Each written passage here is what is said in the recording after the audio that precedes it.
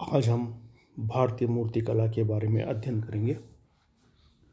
मूर्तिकला के विकास में भी बौद्ध धर्म का अभूतपूर्व योगदान रहा है। वास्तव में देखा जाए तो भारतीय मूर्तिकला का इतिहास गौरवपूर्ण बौद्ध धर्म की कलाकृतियों से ही होता है, परंतु इसका यह अर्थ भी नहीं लेना चाहिए कि बुद्ध से पूर्व भारत कला विहीन था। कहने का तात्पर्य यह है कि मूर्तिकला के अवशेष आज जो भारत में विद्यमान है उनमें सबसे प्राचीन बुद्ध प्रतिमाएं हैं।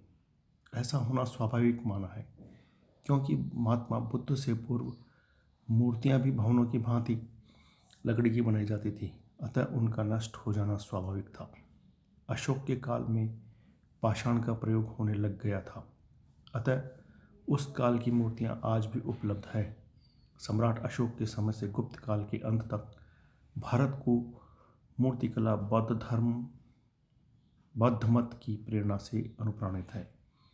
महायान शाखा के उद्भव से पूर्व महात्मा बुद्ध की भी मूर्तियां नहीं बनाई जाती थी, क्योंकि इसके पूर्व हीनयान संप्रदाय की प्रधानता थी।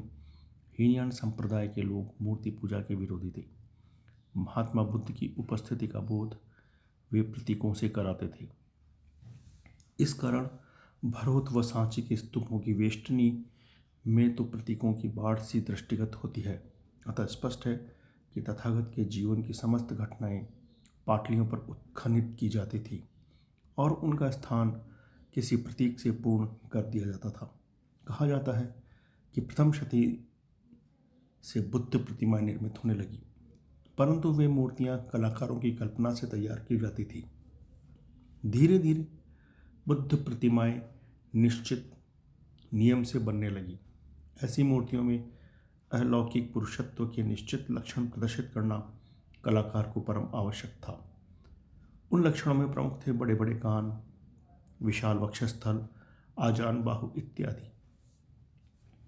मूर्तियां विशेष मुद्राओं में जैसे भूमि स्पर्श, धर्म चक्र प्रवर्तन, अभय मुद्रा और पद्मासन से बैठे हुए बनाई जाती थी। जब विभिन्न प्रादेशिक कलाओं का प्रादुर्भाव हुआ तो ये नियम उन प्रादेशिक कलाओं में भी प्रयुक्त किए जाने लगे। कुषाण काल में उत्तर पश्चिम के प्रदेशों में गांधार शैली का जन्म हुआ।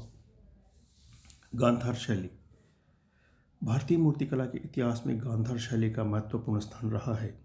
वैदिक युग का यह गांधार प्रदेश सिंधु नदी के दोनों ओर विस्तृत था। पूर्व में उसकी राजधानी तक्षशिला तथा पश्चिम में पुष्कलावती थी। वर्तमान जलालाबाद से तक्षशिला तक का भूभाग प्राचीन गांधार प्रदेश था। गांधार प्रदेश में यूनानी कलाकारों ने जिस शैली को अपनाया वही गांधार शैली है। मूर्तिकार यूनानी अवश्य थे, परंतु उनकी कलाकृतियों का आधार भारतीय था।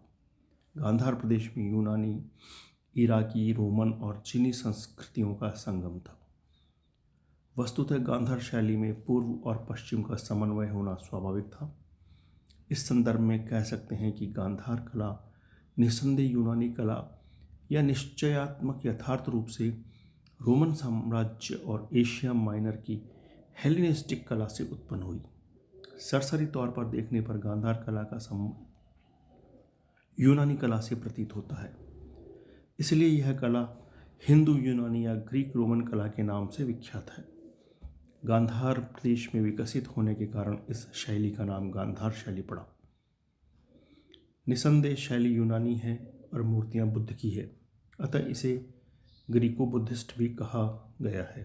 गांधार शैली का विकास, इस कला का विकास तो कुषाण काल से पूर्व ही प्रारंभ हो गया था, परंतु सम्राट कनिष्क के शासनकाल में जब महायान प्रभाव में आया तो इस शैली का समुचित विकास हुआ और यह विकास क्रम 150 वर्षों तक चलता रहा। इस शैली की मूर्तियां चूना, मसाला, पाषाण तथा पकाई ईंटों से बनाई जाती थी। इनको आकर्षक बनाने हेतु इन पर सुनहरे रंग का लेप भी किया जाता था। मिट्टी की कुछ मूर्तियां प्राप्त हुई है। इस शैली के विकास से पूर्व बोधिसत्वों की मूर्तियां नहीं बनती थी, परंतु गांधार शैली के अंतर्गत महात्मा बुद्ध के जीवन और कार्यों की सजीव व्याख्या की गई। इस प्रकार बोधिसत्वों की कलापूर्ण मूर्तियां बनने लगी। इस शैली की सभी मूर्तियां केवल बौद्ध स्थलों से ही प्राप्त हुई हैं। अभी तक ऐसी कोई भी मूर्ति इस शैली की नहीं मिली है जिसमें जैन अथवा ब्राह्मण धर्म के प्रतीक निरूपित हों। बौद्ध प्रतीकों के साथ उनके सारे विषय भारतीय अवश्य थे। इस शैली में अधिकांश रूप से महात्मा बुद्ध की प्रतिमाएं ही बनाई गई हैं। स्पष्ट है कि गांधार शैली सांची व भरहुत की मूर्ति कला से साम्यता नहीं रखती। अमरावती व मथुरा शैली से वह मेल अवश्य खाती है, परंतु बोधिसत्वों की आकृति तो यूनानी राजाओं जैसी बनी। महात्मा बुद्ध की मूर्ति भी यूनानी देवता अपोलो से साम्यता रखती है। इनके वस्त्र भड़कीले तथा पारदर्शक दिखाए गए हैं। मूर्तियों को विभिन्न प्रकार के रत्नों से भी अलंकृत किया गया है। इसके परिणाम स्वरूप मूर्तियों पर आध्यात्मिक भाव प्रदर्शित नहीं है। भगवान बुद्ध को भी महाविनिष्क्रमण से पूर्व पाश्चात्य वेशभूषा से मंडित कर दिया गया है। इस प्रकार ये मूर्तियाँ मुद्रा में भारतीय अवश्य हैं, परंतु उनकी शिल्प विधि यूनानी व रोमन बनाई गई हैं। गांधार शिल्पियों ने यूनानी रोमन संसार के देवताओं को अपना आदर्श माना। कभी कभी उनकी प्रेरणा पूर्णतः पाश्चात्य प्रतीत होती है। 150 वर्ष के उत्कर्ष के उपरांत दूसरी सदी में इस शैली में गिरावट आ गई, परंतु तीसरी सदी में इस शैली का पुनर्विकास हुआ।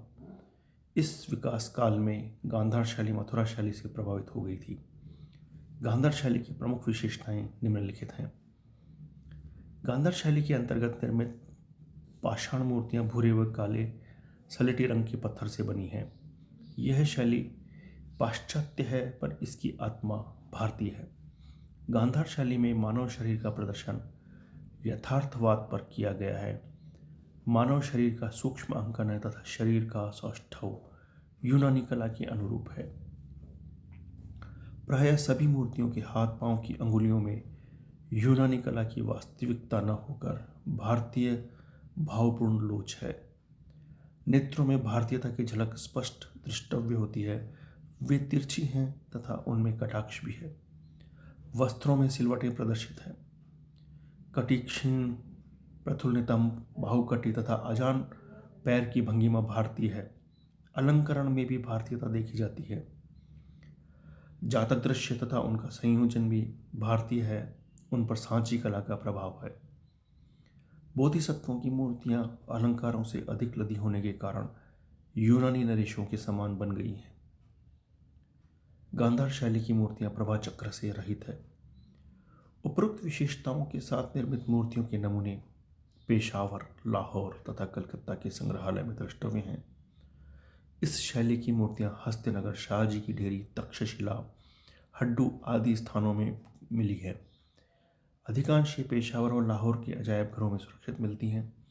इन प्राचीन कलापूर्ण मूर्तियों के अवलोकन के उपरांत पाश्चात्य विद्वान इस निष्कर्ष पर पहुंचते हैं कि भारत की सर्वश्रेष्ठ मूर्ति कला की झांकी गांधार शैली के अंतर्गत निर्मित मूर्तियों में ही होती है, परंतु उनकी यह धारणा तथ्यों से परे है। यह सत्य है कि भारत में मूर्ति कला का विकास गांधार शैली के विकास के उपरांत हुआ, परंतु भारत में मथुरा और अमरावती शीघ्र ही मूर्तिकला के अच्छे केंद्र बन गए और इन केंद्रों में निर्मित मूर्तियों के सामने गांधार शैली की मूर्तियां निर्जीव प्रतीत होने लगी। इसके अलावा गांधार केंद्र की मूर्तियां सच्चे अर्थ में बौद्ध आध्यात्मिकता प्रदर्शन में भी असफल रही। अगली कक्षा के अंतर्गत हम मथुरा और अमरावती कला शैली के बारे में अध्ययन करेंगे। धन्यवाद।